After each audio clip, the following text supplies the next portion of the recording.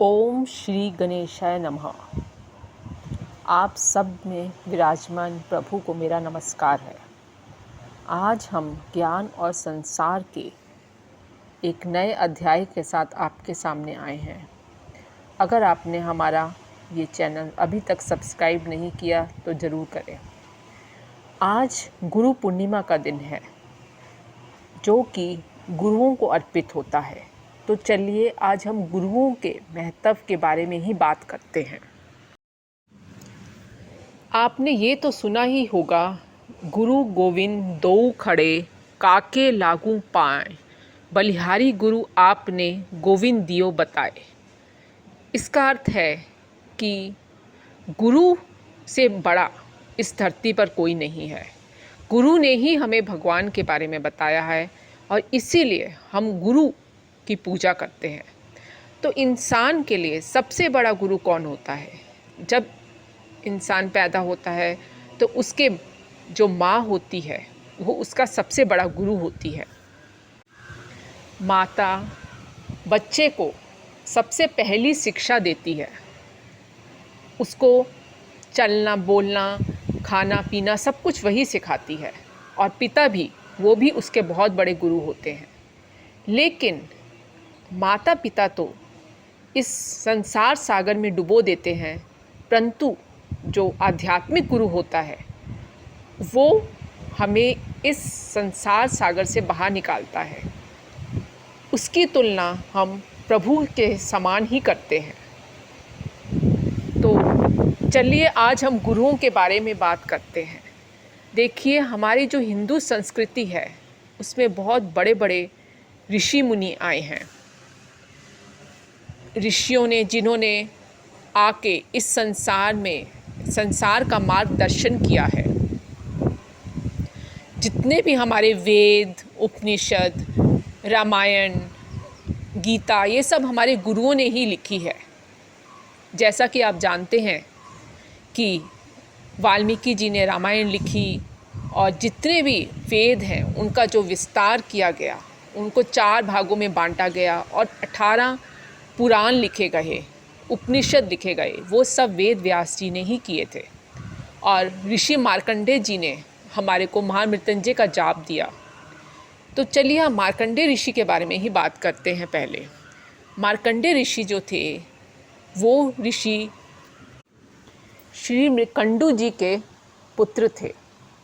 ऋषि मृकंडू जी बहुत ही तप और पूजा पाठ करते थे और उन्होंने शिव आराधना के द्वारा एक पुत्र प्राप्त किया। और उन्होंने जब शिव जी की भक्ति की तो शिव जी ने जब उन्हें संतान का आशीर्वाद दिया, पर उन्होंने बोला कि तुम्हारी संतान जो है उस बहुत ही कम उम्र की होगी, अर्थात 12 वर्ष या 16 वर्ष इतनी ही उम्र लेके आएगा और बहुत ही जल्दी उसकी मृत्यु हो जाएगी। तो इसके बाद माँ बाप दोनों बहुत दुखी रहने लगे। परंतु जब उनका पुत्र मार्कंडेय थोड़ा बड़ा हुआ तो उन्होंने अपने माता पिता से उनके दुख का कारण पूछा। तो माता पिता ने उन्हें सच बता दिया। इस पर मार्कंडेय जी ने शिव जी की आराधना की और उन्हीं ने महामृत्युंजय जाप द्वारा शिव जी को प्रसन्न किया और इस तरह से उन्होंने अपनी मृत्यु को हरा दिया। तो जब यमराज भी उन्हें लेने आए तो वो उन्हें लेके नहीं जा सके, क्योंकि वो मृत्युंजय जाप द्वारा शिव जी को प्रसन्न कर चुके थे। तो इस तरह से मार्कंडेय ऋषि जी ने हमें महामृत्युंजय जाप दिया। इस जाप को करने से आयु बढ़ती है और सब सुख मिलते हैं। इंसान के जीवन में अगर कोई दुर्घटना होने वाली होती है, कोई दुख होता है, कोई बीमारी होती है, तो वो सब मृत्युंजय के जाप करने से दूर हो जाती है। कई लोग पंडित से इसके बहुत हज़ारों बार भी करवाते हैं या दिन में 108 बार भी लोग करते हैं। इसी तरह से गायत्री मंत्र है। कहते हैं गायत्री मंत्र जो था वो महर्षि विश्वामित्र ने दिया था हमें। ये इसका वेदों में भी वर्णन है। गायत्री मंत्र को बहुत बड़ा मंत्र माना जाता है और ये जो गायत्री मंत्र है ये बुद्धि के लिए है और अगर तुम्हारी बुद्धि सही है तो तुम्हें सब सुख अपने आप ही प्राप्त हो जाते हैं। इसी तरह से वाल्मीकि जी ने रामायण लिखी, वो भी एक बहुत बड़े गुरु हुए। और भी बहुत गुरु थे जो, जैसे वशिष्ठ जी थे। गुरु पूर्णिमा वाले दिन हमें सभी गुरुओं का ध्यान करके, उनके सामने नतमस्तक करके पूजा करनी चाहिए। कहते हैं अगर कलयुग में कोई सही गुरु नहीं मिलता तो हमें गुरु पूर्णिमा वाले दिन वेद व्यास जी को ही अपना गुरु मान के, क्योंकि उन्होंने हमें वेद दिए, उन्होंने हमें बहुत 18 पुराण लिख के दिए और उपनिषदों का सभी का ज्ञान दिया। तो इसीलिए हमें उन्हीं को अपना गुरु मानकर आज के दिन पूजा करनी चाहिए। नहीं तो हमारे को शिव जी या गणेश जी को अपना गुरु मानकर आज के दिन पूजा करनी चाहिए, या माता की पूजा, या किसी भी देवी देवता को भी हम अपना गुरु मान सकते हैं। और गुरु पूर्णिमा वाले दिन गुरुओं की पूजा ज़रूर करनी चाहिए। जितने भी मंत्र हैं जो सिद्ध हो चुके हैं और जिनकी पूजा करने से हमें शांति मिलती है और हमारे समस्त दुख दूर होते हैं, वो सब हमें गुरुओं द्वारा दिए गए हैं। चाहे गायत्री मंत्र हो, चाहे महामृत्युंजय हो, या कोई भी मंत्र हो, सब ये मंत्र सिद्ध किए हुए हैं और इनको सिद्ध करने में हमारे गुरुओं का ही हाथ है।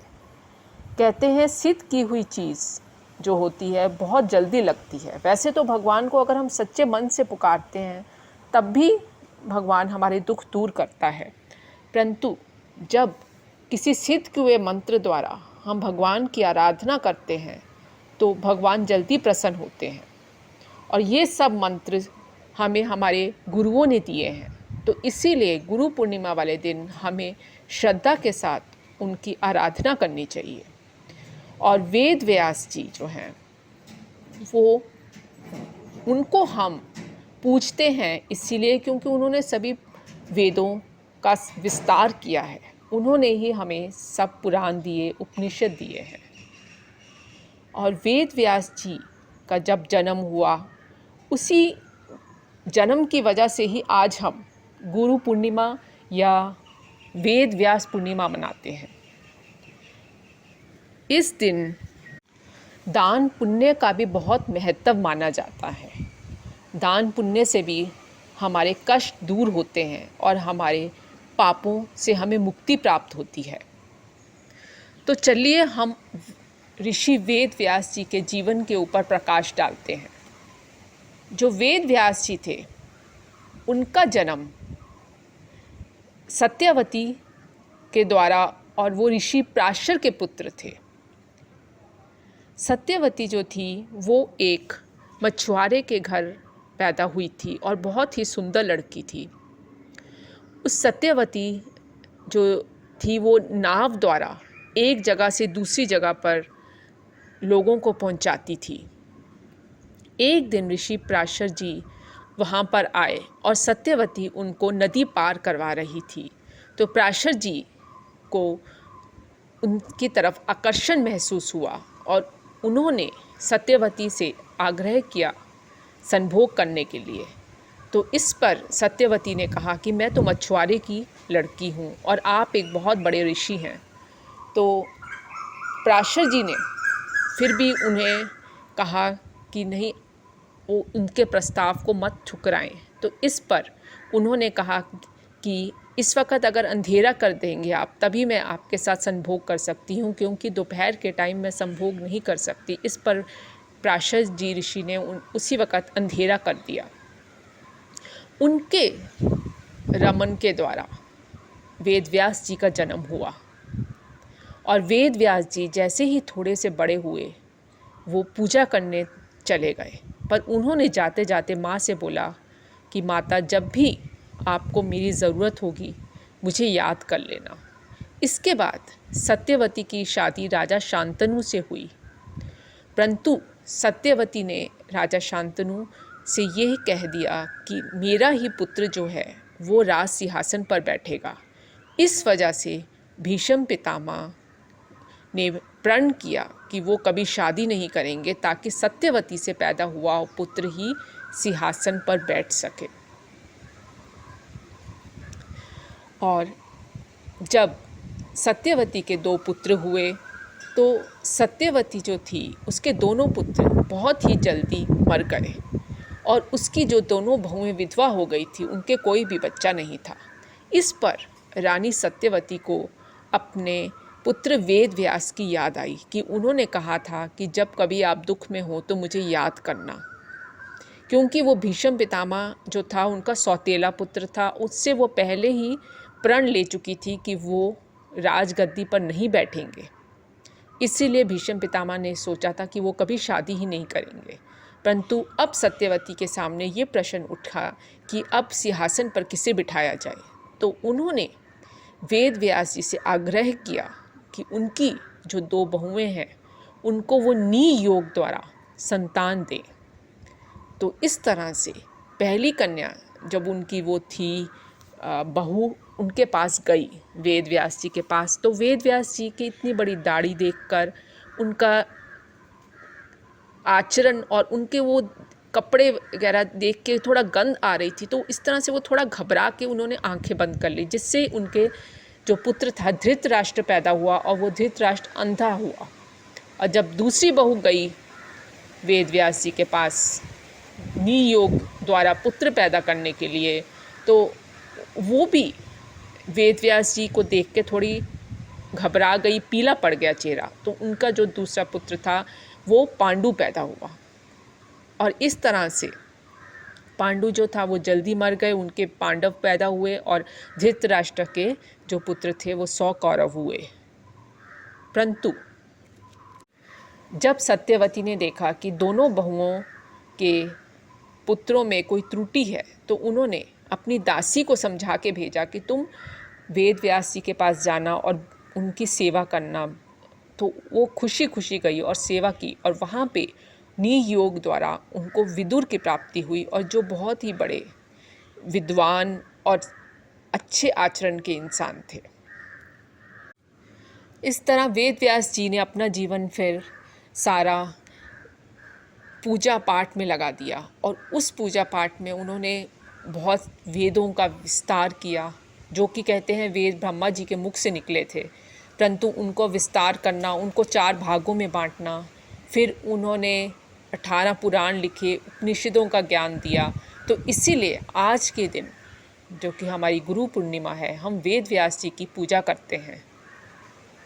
उन्होंने जो हमें ज्ञान दिया, हम उसी ज्ञान के ऊपर सब चलने की कोशिश करते हैं। तो आज हमें सभी गुरुओं का ध्यान करके उनके सामने नतमस्तक होके पूजा करनी चाहिए। जो मंत्र हमें गुरुओं ने दिए, जैसे महामृत्युंजय, गायत्री, इन सब का पाठ हमें करना चाहिए। इन सब से सुख की प्राप्ति होती है। और दूसरे मंत्र भी, जैसे ओम नमः शिवाय, ओम श्री गणेशाय नमः, जितने भी हैं मंत्र, ये सब हमें हमारे ऋषियों ने दिए हैं, जो सिद्ध हो चुके हैं। और सिद्ध हुए मंत्रों का जीवन पर बहुत जल्दी असर पड़ता है। मार्कंडेय ऋषि जो थे, उन्होंने मार्कंडेय पुराण भी लिखा और दुर्गा सप्तशती भी लिखी थी। और साथ में महामृत्युंजय का जाप तो आपको मालूम ही है, उन्होंने हमें बताया था, उन्हीं के द्वारा रचित है। और इससे सभी को पता है कि कोई भी दुख हो तो उसका सामना करते हुए अगर हम इसका ध्यान करते हैं, इसके मंत्रों का जाप करते हैं, तो हमें उससे छुटकारा मिल जाता है अपने दुखों से। तो हमें अपने जीवन में कोई ना कोई गुरु जरूर धारण करना चाहिए। अगर हमें कलयुग में कोई गुरु नहीं भी मिलता तो हमें वेद व्यास जी को ही अपना गुरु मान लेना चाहिए। नहीं तो हमें गणेश जी को, शिव को, माता को, विष्णु को, किसी भी प्रभु को अपना गुरु मानकर पूजा आराधना करके ज़िंदगी में आगे चलना चाहिए। तो चलिए हम अपने इस अध्याय को यहीं ख़त्म करते हैं। बहुत ही जल्दी हम ज्ञान और संसार के अगले अध्याय में आपसे मिलेंगे। आपको अगर हमारा ये अध्याय पसंद आया हो तो आप इसे लाइक और कमेंट ज़रूर कीजिएगा और सब्सक्राइब कीजिएगा। धन्यवाद।